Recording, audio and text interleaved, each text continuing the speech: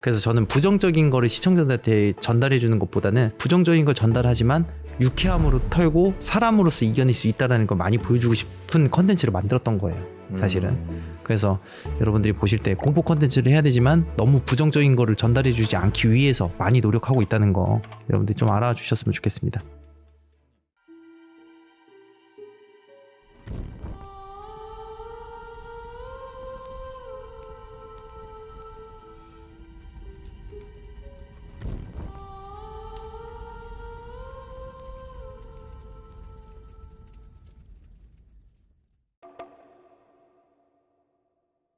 이로나님의 사연입니다. 저는 22살부터 26살까지 경기도 오산시 걸동에 살았어요. 그 시절 걸동은 외국인, 조선족, 한국인 섞여가지고 많은 사람들이 지내는 동네였고요. 원룸촌에 살고 있었습니다. 저는 그런 곳에서 알던 동생과 같이 살게 되었고 제가 살아온 삶 중 가장 힘들었던 시절이었어요. 오산에 들어간 첫날부터 안 좋은 얘기를 듣게 되었고 내용은 우측 방향에 놀이터가 있었는데 거기서 사건 사고가 많이 일어나니까 밤에는 그쪽으로 절대 가지 말라는 얘기였죠. 대표적인 사건은 외국인 남자들이 술을 먹고 놀이터에서 여성들을 성폭행했다는 사건. 정말 무서운 동네구나 싶어 조금 찝찝했어요. 그런 얘기를 들은 그 첫날부터 저는 가위에 눌렸습니다. 정말 하루도 빠짐없이요. 어떤 날은 눈이 떠져 있는 것 같이 앞이 보이더니 창가에서 목이 잘린 채 피떡이 된 얼굴만 떠 있는 귀신이 저를 향해 날아와서는 눈을 마주치고 웃고 있는 얼굴을 계속 보여주고 있는 가위. 어떤 때는 눈을 꼭 감고 있는데 남녀 귀신이 귓속에서 속삭이며 저를 놀리는 소리로 들려? 들리지? 눈 떠. 눈 떠. 어떤 날은 눈은 감고 있었지만 TV가 켜졌다 꺼졌다 반복하는 것 같이 소리가 계속 들리는 가위.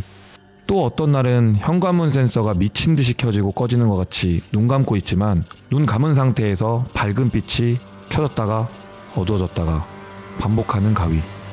어떤 때는 가위에 눌린 채 눈을 떠보니 공중에서 날 내려다보고 있는 가위 눌림. 정말 수많은 가위 눌림을 겪었습니다. 그러다 또 한 번은 옆 건물에 살던 같은 회사에 다니는 언니가 극단적인 선택을 한 사건이 일어나고 정말 너무 힘들고 지쳐있어 무속인이라도 찾아가보자 싶어 여러 곳을 다니게 됐습니다. 하지만 어떤 무속인은 되려 나에게 고민 상담을 해왔고 어떤 무속인은 제 속옷을 뺏어가고 어떤 무속인은 신을 받아야 한다는 둥 전혀 도움이 되진 않았습니다. 속옷을 빼앗아간 무속인은 본인이 기도를 해준다며 속옷을 달라고 했고 입고 있던 속옷 중 하나를 안 주면 저를 안 내보내겠다고 안 보내겠다고 3시간을 붙잡더라고요. 저는 어쩔 수 없이 여기에서 나가기 위해 속옷을 벗어주었고 그 집에서 그제서야 나올 수 있었습니다. 하지만 가위 증세는 계속 이어졌어요. 집이 문제인가 해서 근처 다른 집으로 이사를 갔고 조금 괜찮나 싶던 중에 동생이 놀러왔다가 그 집에서 빙의 증세 같은 거랄까요?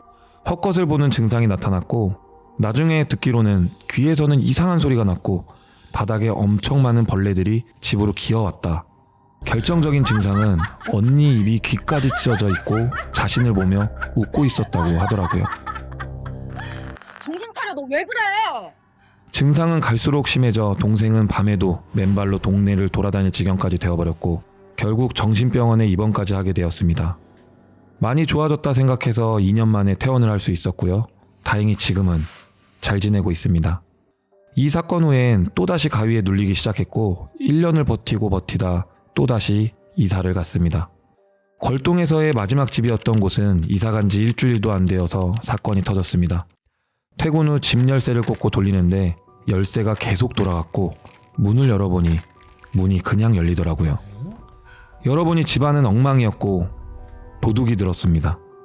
귀금속 몇 가지가 없어졌고 신고를 했지만 CCTV가 없던 쪽이었고 범인은 못 잡았습니다.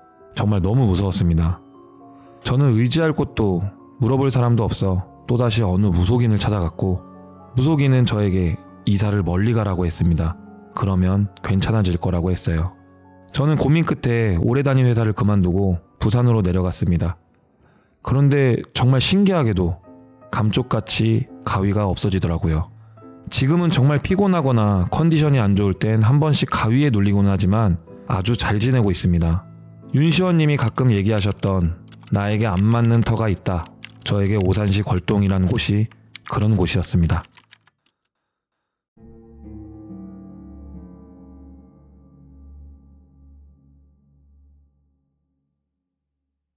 네, 오산시 걸동 얘기 많이 들었죠. 저기 너무 유명한 네, 너무 유명하죠. 또 외국인하고 엮여 있죠. 네, 조선족들이 많이 사는 걸로 알고 있습니다. 그죠. 외국에서 이제 그런 기운들이 또 한국의 짬뽕이 되니까 되게 혼돈의 카오스라고 보시면 돼요. 사실. 원래 제가 그 고등학교를 수원에서 나왔는데 네. 오산에서 학생들이 많이 왔어요. 네. 근데 오산도 이제 친구들이랑 놀다 보니 놀러 가고 그랬는데 그때도 그 명성이 좀 어마어마했습니다. 뭐 예를 들자면, 그냥 사건 사고가 정말 많고요. 뭐 싸움도 되게 많이 일어나고 그리고 뭐 걸동이라는 것도 그 되게 스팟이긴 한데 오산 좀 전체가 좀 그런 이야기가 많았었어요. 저희 시절에는. 진짜 확실히 그 사건 사고가 많은 데는 그만한 괴담과 흉흉한 일들이 많이 일어나고 또 그렇습니다. 우리가 되게 큰 8차선 도로가 있잖아요. 네.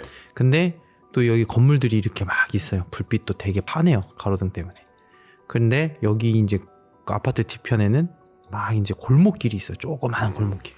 그러면은 여러분들이 상식적으로 봤을 때 여기가 더 사건 사고가 많을까요? 여기 길이 사건 사고가 많을까요? 라고 봤을 때 어두운 골목길이 그런 거잖아요. 네. 그런 것처럼 사람의 심리적으로 봤을 때 나 나쁜 일을 하려면은 당연히 골목길에서 뭔가 자리를 잡는 경우가 많지, 이렇게 밝고 이렇게 사람들이 많이 다니는 곳은 거의 일어나지는 않거든요. 그런 것처럼 이런 기운이 계속 사건 사고가 일어나는 곳은 그럴 만한 이유의 풍수 지리가 형성되어 있습니다.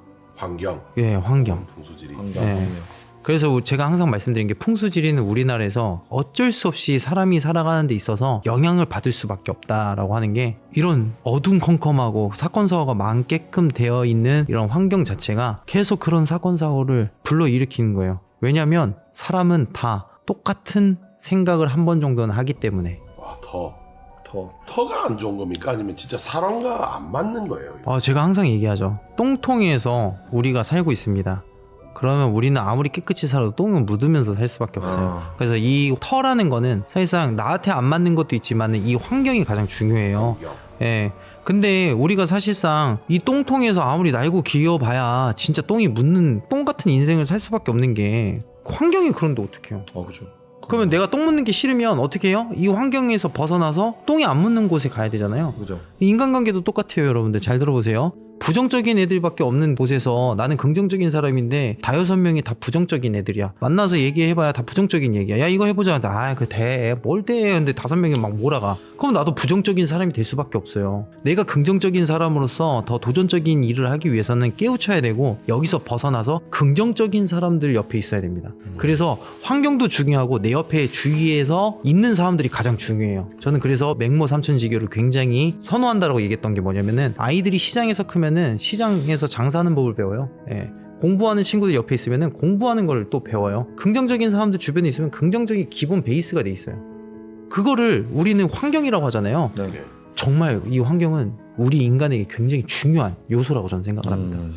와, 진짜 그러고 나서 보니까 제가 이거 지금 터 이야기도 그렇고 방금 전에 이제 뭐 대장 이야기 들어봤을 때, 제가 전에 한번 대장한테 이야기했는지 병진한테 이야기했는지 모르겠는데, 지명은 정확하게 이야기 못하지만 거기 아파트가 들었었어요. 예. 엄청 대단지는 않은데 한 중규모 정도 된 아파트인데, 우리가 성모도에 뭐 다리 1년에 한 번씩 일이 생긴다잖아요. 네. 거기는 1년에 한 번씩 그 낙하사고가 생기더라고요. 아파트가. 그래서 이제 방금 사장님 이야기했던 거랑 내가 이제 좀 연결해 보자면은, 어쨌든 그 동네 주민분들끼리 소통을 많이 할 거고, 그런 환경에 놓여져 있는 사람들끼리 이렇게 살고 있다 보니까 그런 좀 극단적인 투신을 하는 그런 부분이 많아지지 않나. 그거 얘기해 드릴게요.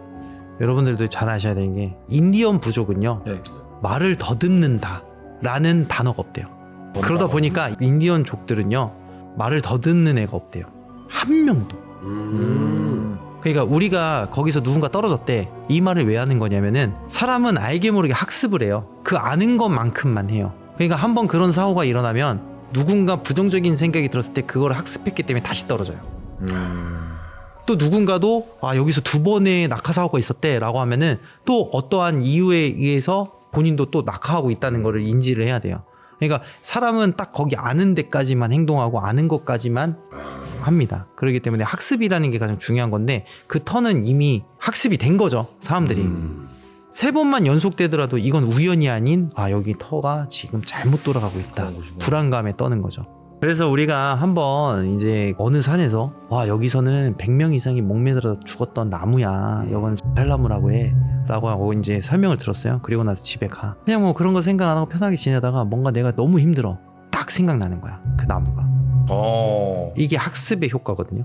그래서 저는 부정적인 거를 시청자들한테 전달해 주는 것보다는 부정적인 걸 전달하지만 유쾌함으로 털고 사람으로서 이겨낼 수 있다는 걸 많이 보여주고 싶은 컨텐츠를 만들었던 거예요. 사실은. 그래서 여러분들이 보실 때 공포 컨텐츠를 해야 되지만 너무 부정적인 거를 전달해 주지 않기 위해서 많이 노력하고 있다는 거 여러분들이 좀 알아주셨으면 좋겠습니다. 자, 사연 신청은 방송국 홈 게시글에 링크를 통해 팬카페, 구글폼, 디스코드로 사연을 신청해 주신다면 언제든지 참가하실 수 있습니다.